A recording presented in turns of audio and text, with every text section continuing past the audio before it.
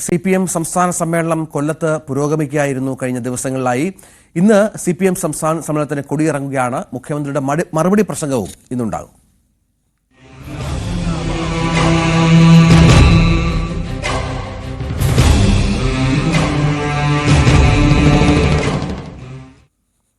CPM സംസ്ഥാന സമ്മേളനം ഇന്ന് അവസാനിക്കും.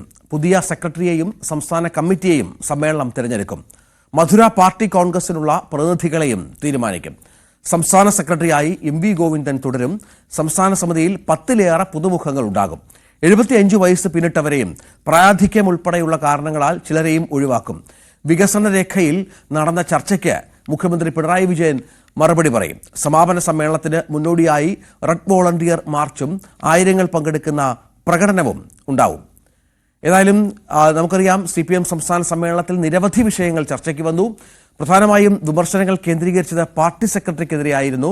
മുഖ്യമന്ത്രിയെ പ്രകീർത്തിച്ചുകൊണ്ടുള്ള പ്രസംഗങ്ങൾ അല്ലെങ്കിൽ അഭിപ്രായങ്ങളാണ് സമ്മേളനത്തിൽ ഉടനീളം ഉണ്ടായത്.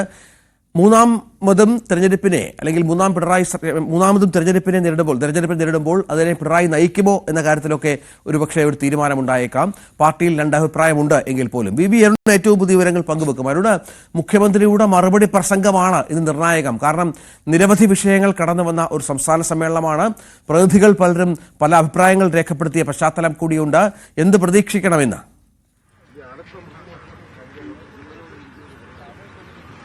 തീർച്ചയായിട്ടും ഏറ്റവും പ്രധാനമായി പറയേണ്ടത് മുഖ്യമന്ത്രിയുടെ മറുപടി പ്രസംഗം തന്നെയാണ്. അത് വികസന രേഖയ്ക്ക് നവകേരളത്തിലേക്കുള്ള പുതുവഴികളെന്ന മുഖ്യമന്ത്രി തന്നെ അവതരിപ്പിച്ച വികസന രേഖ ഇന്നലെ വിശദമായ ചർച്ചയാണ്.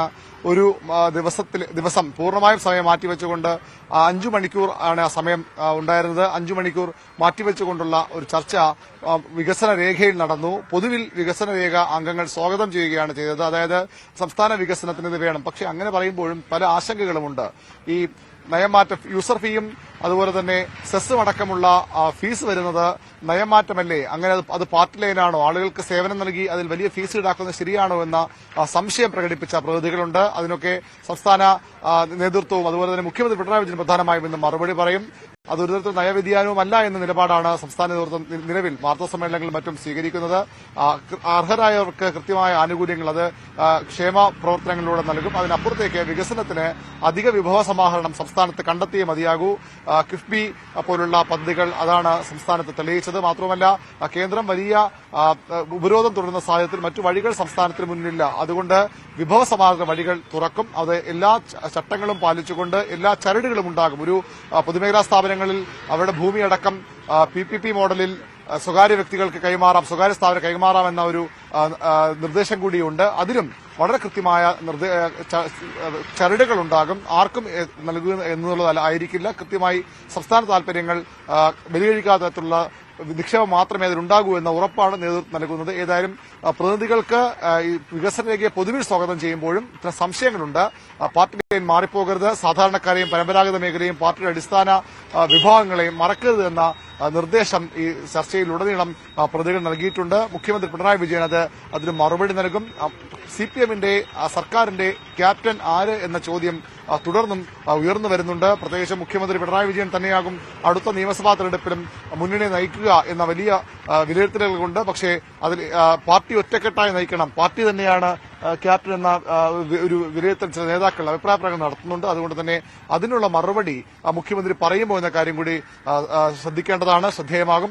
അതായത് വികസനരേഖയാണ് മറുപടി പറയേണ്ടതെങ്കിലും പൊതുവെ രാഷ്ട്രീയ വിഷയങ്ങൾ കൂടി അദ്ദേഹം ചർച്ച ചെയ്ത് പോകാം. വികസനരേഖ അവതരിപ്പിക്കുമ്പോൾ പോലും കോൺഗ്രസിനെതിരായ വലിയ വിമർശനങ്ങളൊക്കെ മുഖ്യമന്ത്രി ഉന്നയിച്ചിരുന്നു. അതുകൊണ്ട് മുഖ്യമന്ത്രിയുടെ മറുപടി അതിൽ വളരെ പ്രധാനപ്പെട്ടതാണ്. അതിനുശേഷം മുഖ്യമന്ത്രി മറുപടിക്ക് ശേഷം ഒരുപക്ഷെ ചില ഭേദഗതികൾ, അതായത് ഈ പ്രതിനിധികൾ ഉന്നയിച്ച ഭേദഗതികൾ കൂടി പരിഗണിച്ചുകൊണ്ട് വികസന രേഖ സംസ്ഥാന സമ്മേളനം അംഗീകരിക്കും. പിന്നീട് അത് ഇടതുമുന്നണിയുടെ മുന്നിലേക്കാകും പോകുന്നത്. ഇടതുമുന്നണിയും ചർച്ച ചെയ്ത് അവരുടെ നിർദ്ദേശങ്ങൾ ഭേദഗതികൾ പരിഗണിച്ച് അത് നടപ്പാക്കാൻ CPM തയ്യാറാകും. ഇന്നലെ വാർത്താ സമ്മേളനത്തിലും സംസ്ഥാന സെക്രട്ടറി MV ഗോവിന്ദന്റെ ആത്മവിശ്വാസം ഇത് ആര് നടപ്പാക്കും? കാരണം ഈ സർക്കാരിന്റെ കാലാവധി ഇനി ഏതാനും മാസങ്ങൾ മാത്രമാണുള്ളത്. വികസന രേഖയിലെ നിർദ്ദേശങ്ങൾ ആര് നടപ്പാക്കുമെന്ന് ചോദിച്ചപ്പോൾ ഈ സർക്കാർ നടപ്പാക്കും, ബാക്കി വരുന്ന നിർദ്ദേശങ്ങൾ അടുത്ത സർക്കാർ നടപ്പാക്കും നടപ്പാക്കും. അതായത് തുടർഭരണം ഉറപ്പെന്ന് ഓരോ ദിവസവുമുള്ള ആത്മവിശ്വാസം വർദ്ധിക്കുകയാണ് CPM-ന്. അതുകൊണ്ട് തന്നെ വികസന രേഖ നിർദ്ദേശം നടപ്പാക്കാൻ അടുത്ത സർക്കാർ കൂടി ഉണ്ടാകും എന്നാണ് CPM പറയുന്നത്. വികസന രേഖയാണ് ഇന്നത്തെ ഒരു നടപടിക്രമം. അതിന് അപ്പുറത്തേക്കുള്ള തുടർന്നാണ് ഏറ്റവും പ്രധാനപ്പെട്ട നടപടിക്രമത്തിലേക്ക് CPM കടക്കുക. അത് പുതിയ കമ്മിറ്റിയുടെയും പുതിയ സെക്രട്ടറിയുടെയും തെരഞ്ഞെടുപ്പാണ്. അത്ഭുതങ്ങൾ സംഭവിച്ചില്ലെങ്കിൽ, വലിയ അട്ടിമറികൾ വഴിയൊരുങ്ങിയില്ലെങ്കിൽ MV ഗോവിന്ദൻ CPM-ന്റെ സംസ്ഥാന മറ്റൊരു പ്രധാനപ്പെട്ട കാര്യം അരുണ്, ഈ സംസ്ഥാന സമിതി അംഗങ്ങളുമായി ബന്ധപ്പെട്ടാണ് 10ഓളം പുതുമുഖങ്ങൾ ഉണ്ടാകുമെന്ന കാര്യത്തിൽ സംശയമില്ല. കാരണം ഒരു പുതിയ തലമുറയെ വാർത്തെടുക്കുക എന്ന ലക്ഷ്യം കൂടി പാർട്ടിക്ക് ഒരു രണ്ടാം തര നേതൃത്വം അത് വളരെ വ്യക്തമായി തന്നെ പാർട്ടി ആഗ്രഹിക്കുന്നുണ്ട്. കാരണം പിണറായി വിജയന്റെ നേതൃത്വത്തിൽ ഒരു 3ാം ടേം എന്നുള്ളത് അഭിപ്രായ വ്യത്യാസമുള്ള ഒരു പാർട്ടി കൂടിയാണ്. 75 വയസ്സ് എന്ന പ്രായപരിധിയുണ്ട്. CPM നേരിടുന്ന ഏറ്റവും വലിയ വിമർശനം രണ്ടാം നിരയിലുള്ള നേതാക്കളുടെ ഒരു ക്വാളിറ്റി സംബന്ധിച്ചാണ്. അതിന് കൃത്യമായ ഉത്തരം വേണം. സ്വാഭാവികമായും അത്തരക്കാരെ സംസ്ഥാന സമിതിയിലേക്ക് കൊണ്ടുവരണം. വനിതകൾക്കും ചെറുപ്പക്കാർക്കും പ്രാതിനിധ്യം നൽകണം. അത്തരം തീരുമാനങ്ങൾ കുറച്ചുകൂടി വിപ്ലവകരമായ രീതിയിൽ ഉണ്ടാകുമെന്ന് പ്രതീക്ഷിക്കാമോ?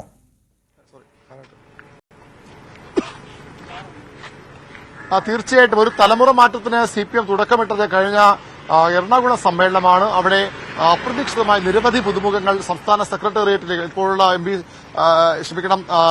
എം സ്വരാജും മുഹമ്മദ് റിയാസും അടക്കമുള്ള ഒരു വലിയ യുവനിര സെക്രട്ടേറിയറ്റിലേക്കും അതുപോലെ തന്നെ സംസ്ഥാന സമിതിയിലേക്കും വന്നു.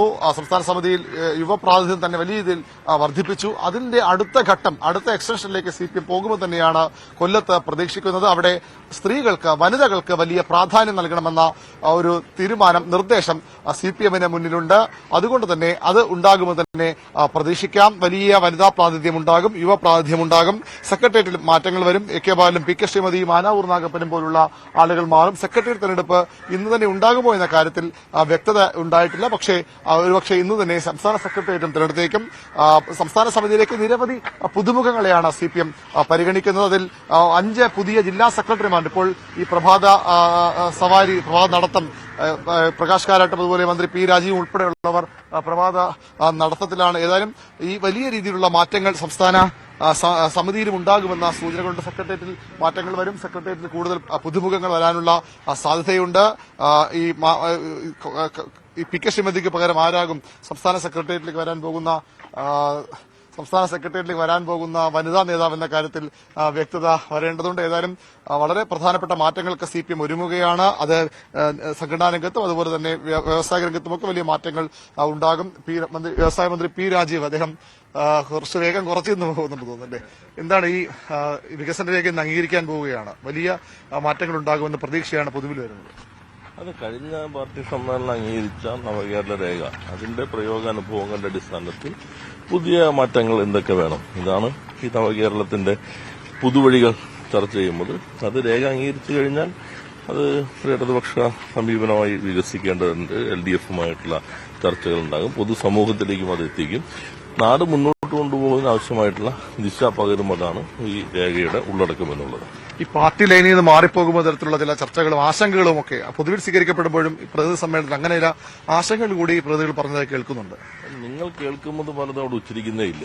അതാണ് മാധ്യമ റിപ്പോർട്ടിങ്ങിന്റെ ഒരു പരിമിതി.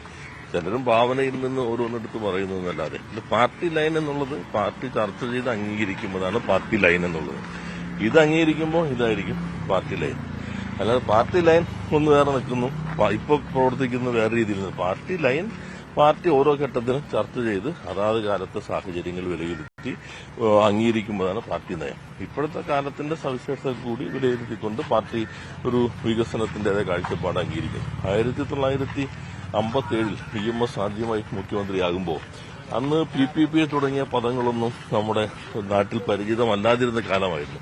ആ കാലത്താണ് സ്വകാര്യ വ്യവസായങ്ങളിൽ തന്നെ സർക്കാർ മുതൽ മുടക്കണം, എങ്കിൽ മാത്രമാണ് സ്വകാര്യ സംരംഭകർക്ക് ആത്മവിശ്വാസം ഉണ്ടാവുകയുള്ളൂ എന്ന കാഴ്ചപ്പാട് EMS തന്നെ സ്വീകരിക്കുമ്പോൾ.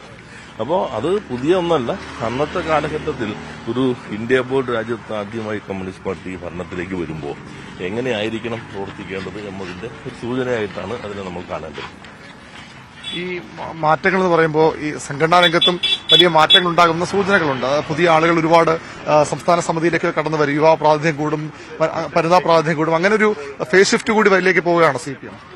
അല്ല, ഞാൻ നേരത്തെ പറഞ്ഞല്ലോ, ഇത് തുടർച്ചയാണ്. ആ തുടർച്ച പുതിയ കാലത്ത് പുതുക്കിക്കൊണ്ടേയിരിക്കും. എന്നാലിപ്പോ പൊതുമേഖലാ സ്ഥാപനങ്ങൾ നിലവിൽ കേന്ദ്ര നയത്തിൽ നിന്ന് വ്യത്യസ്തം. അവർ ലാഭത്തിലുള്ളതെല്ലാം തന്നെ അടച്ചുപൂട്ടിക്കൂടിയും സ്വകാര്യവൽക്കരിക്കുകയാണ്. നമ്മൾ നിലവിലുള്ളതിനെ ശക്തിപ്പെടുത്തുന്നു. എല്ലാ ബോർഡുകളും നവീകരിച്ചു, പുതിയ മാസ്റ്റർ പ്ലാനുകൾ അംഗീകരിച്ചു, നഷ്ടത്തിലുള്ളതിന്റെ എണ്ണം കുറച്ചു, മൊത്തം ലാഭത്തിന്റെ ഇനിയുള്ള ഉപയോഗപ്പെടുത്താം. അതിപ്പോ ചില ജോയിന്റ് വെഞ്ചറുകൾ കഴിഞ്ഞ ഗവൺമെന്റ് സമയത്ത് തന്നെ ആരംഭിച്ചിട്ടുണ്ട്. സാങ്കേതിക വിദ്യയുടെ പങ്കാളിത്തം വേണ്ടിവരും. അത്തരം കാര്യങ്ങളെല്ലാം തന്നെ വിശദമായി പഠിച്ച് പൊതുമേഖലയെ ശക്തിപ്പെടുത്തി മത്സരക്ഷമമാക്കി ലാഭകരമാക്കുക.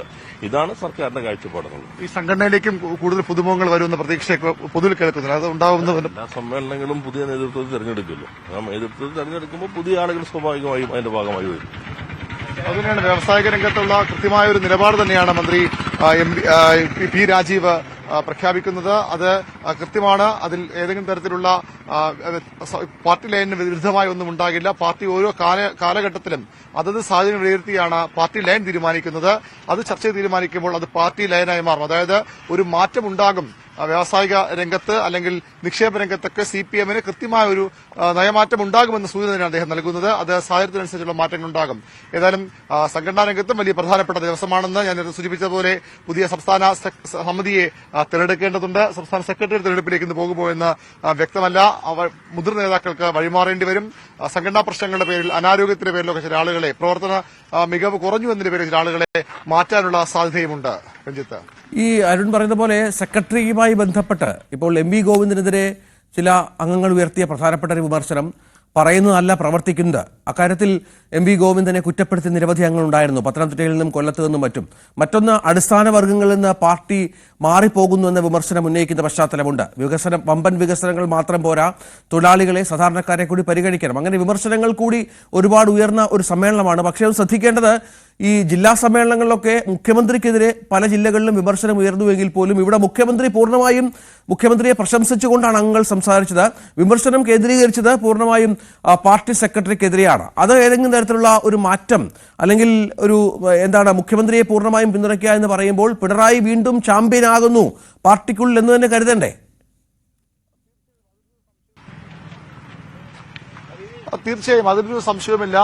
മുഖ്യമന്ത്രിക്ക് കാര്യമായ വിമർശനങ്ങൾ, കാര്യമായെന്ന് പറയുമ്പോൾ പേരിന് പോലും വിമർശനങ്ങൾ മുഖ്യമന്ത്രിക്കെതിരെ ഉണ്ടായില്ല എന്നാണ് നമുക്ക് ഇതുവരെ ലഭിക്കുന്ന വിവരങ്ങളിൽ നിന്ന് മനസ്സിലാക്കുന്നത്. നമുക്കറിയാം, ബ്രാഞ്ച് സമ്മേളനം തുടങ്ങുമ്പോൾ അത് ഓരോ ഘട്ടമായി ബ്രാഞ്ച്, ലോക്കൽ, പിന്നീട് ഏരിയ തലത്തിലേക്ക് ഒരു വലിയ വിമർശനങ്ങൾ മുഖ്യമന്ത്രിക്കെതിരെ, മുഖ്യമന്ത്രി ഭരണത്തിനെതിരെ, അദ്ദേഹത്തിന്റെ ശൈലിക്കെതിരെയൊക്കെ ഉണ്ടെന്ന്. പക്ഷേ സംസ്ഥാന സമ്മേളനമാകുമ്പോൾ പൂർണ്ണമായും മുഖ്യമന്ത്രി കൂടുതൽ സ്വീകാര്യനായി മാറുന്നു എന്ന് വേണം നമുക്ക് പറയാം. ഒരുപക്ഷെ തിരഞ്ഞെടുക്കപ്പെട്ട പ്രതികളാണ്, കുറച്ചുകൂടി ഉയർന്ന സംഘടനാ തലത്തിലുള്ള പ്രതികളാണ് സംസ്ഥാന സമ്മേളനത്തിലേക്ക് വരുന്നത്. അതുകൊണ്ട് തന്നെയാകാം ഒരുപക്ഷെ മുഖ്യമന്ത്രിക്ക് വലിയ പിന്തുണ ഈ സംസ്ഥാന സമ്മേളനത്തിൽ പൊതുവിൽ ലഭിച്ചു. അത് അദ്ദേഹത്തിന്റെ സംഘടനാ രംഗത്തെ പ്രവർത്തനത്തിലും അതുപോലെ തന്നെ അദ്ദേഹത്തിന്റെ ഭരണാധികാരി എന്ന നിലയിലുള്ള പ്രവർത്തനത്തിന് വലിയ പിന്തുണയാണ് സംസ്ഥാന സമ്മേളനത്തിൽ ലഭിച്ചത്. അതേസമയം സൂചിപ്പിച്ച പോലെ സംസ്ഥാന സെക്രട്ടറി വലിയ രീതിയിൽ വിമർശിക്കപ്പെട്ടു. അത് അദ്ദേഹത്തിന്റെ നിലപാടുകൾ, അദ്ദേഹത്തിന്റെ ഇടപെടലുകളൊക്കെ വലിയ രീതിയിൽ ചോദ്യം ചെയ്യപ്പെട്ടു എന്നതും വസ്തുതയാണ്. ഏതായാലും അതുകൊണ്ട് തന്നെ വലിയൊരു മാറ്റം ഈ സംസ്ഥാന നേതൃത്വത്തിൽ ഉണ്ടാകാൻ, ആ രീതിയിൽ ഉണ്ടാകാൻ ഇടയില്ല. എം വി ഗോവിന്ദൻ തന്നെ